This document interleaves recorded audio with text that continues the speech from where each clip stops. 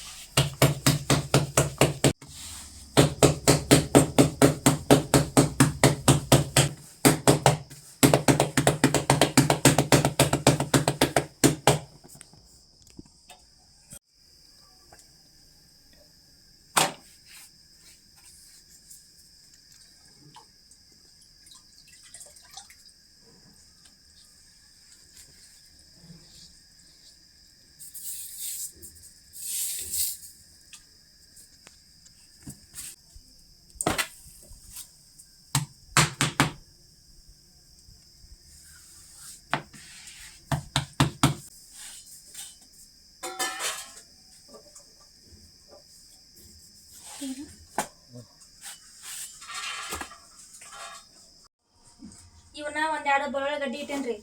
ಒಂದು ಚುಟ್ಗಿ ಇದು ಜೀರಿಗೆ ಇಟ್ಟೇನಿ.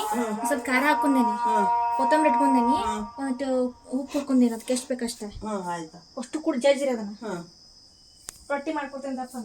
ಆಮೇಲೆ ಬೆಳ್ಳುಳ್ಳಿ ಜಜ್ತೀನಿ ನೋಡಿ. ಈಗ ಜೀರಿಗೆ ಹಾಕೊಂತೀನಿ, ಕೊತ್ತಂಬರಿ ಇದನ್ನ ಹಸಿ ಖಾರ ಹಾಕೊಂತೀನಿ, ಕೊತ್ತಂಬರಿ ಹಾಕೊಂತೀನಿ. ನಮ್ಗೆ ಎಷ್ಟು ರುಚಿ ತಕ್ಕಷ್ಟು ಉಪ್ಪು ಹಾಕೊಂತೀನಿ. ಇಷ್ಟು ಕೂಡಿ ಜಜ್ಜಿ ಮಾಡ್ಕೊಂಡ್ರೆ ಮುಟ್ಟಿಗೆ ಐತಿ ಅಂದ್ರೆ ನಾ ಏನೇ ಅಷ್ಟು ರುಚಿ ಆಕೈತಿ ನೋಡ್ರಿ. ಜಡ್ಡ ಆಗಿ ಬಾಯಿ ಇದಾಗಿತ್ತಂದ್ರೆ ಒಂದು ಮುಟ್ಟಿಗೆ ಮಾಡ್ಕೊಂಡು ತಿಂದುಬಿಟ್ರೆ ಜಡ್ಡ ನೆಚ್ಚಳ ಸಣ್ಣ ಮಸ್ತ್ ರೊಟ್ಟಿ ತಾರೋ ರೊಟ್ಟಿ ತಪ್ಪ. ರೊಟ್ಟಿ ಹಿಂಗೆ ಹಾಕ್ಕೋಬೇಕು.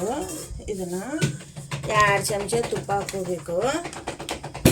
ತುಪ್ಪ ಹಾಕ್ಕೊಂಡು ಮುಟ್ಟಿಗೆ ಜಜ್ಕೊಂಡು ತಿಂದುಬಿಟ್ರೆ ನಾಯಿ ಹೊಟ್ಟೆ ತುಂಬಿಡ್ತೈತಿ. ನಾವು ಮಸ್ತ್ ರುಚಿ ಆಗ್ತೈತಿ ಹಸಿ ಖಾರದ ಮುಟ್ಟಿಗೆ.